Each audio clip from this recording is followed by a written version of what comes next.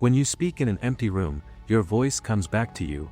That's how sound works. But when a child reaches out emotionally and nothing comes back, something very different happens. A child doesn't assume the room is broken. They assume they were too quiet, or too much, or simply not worth answering.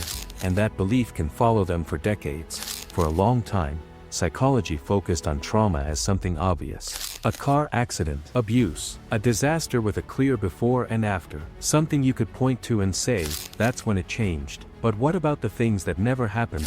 The comfort that didn't come, the birthday no one remembered, the tears that stayed unnoticed behind a bedroom door, the parent who was physically present but emotionally somewhere else. There are no dramatic headlines for that, no visible bruises, just silence. Psychologists call it childhood emotional neglect.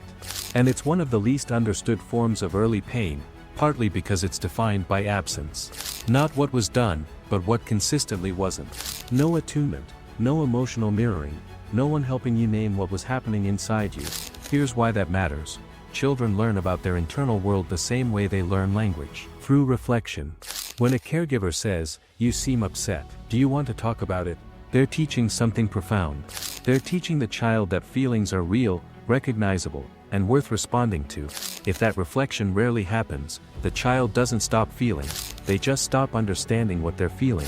There's a clinical term called alexithymia, which refers to difficulty identifying and describing emotions. Research consistently finds higher rates of it in adults who experienced emotional neglect early in life. It's not a personality flaw, it's a developmental gap.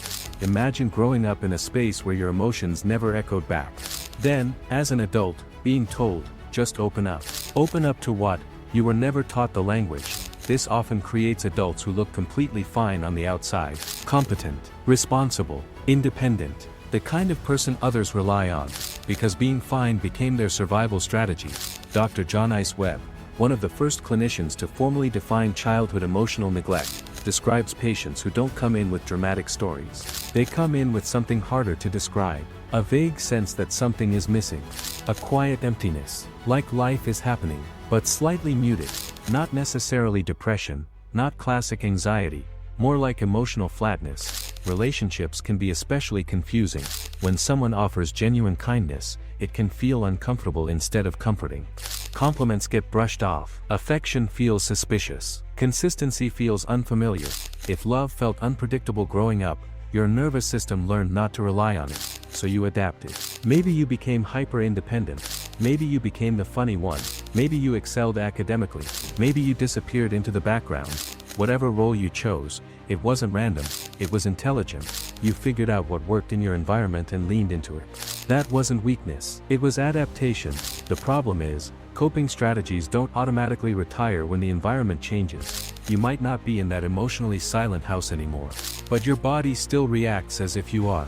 You may still flinch when someone gets close.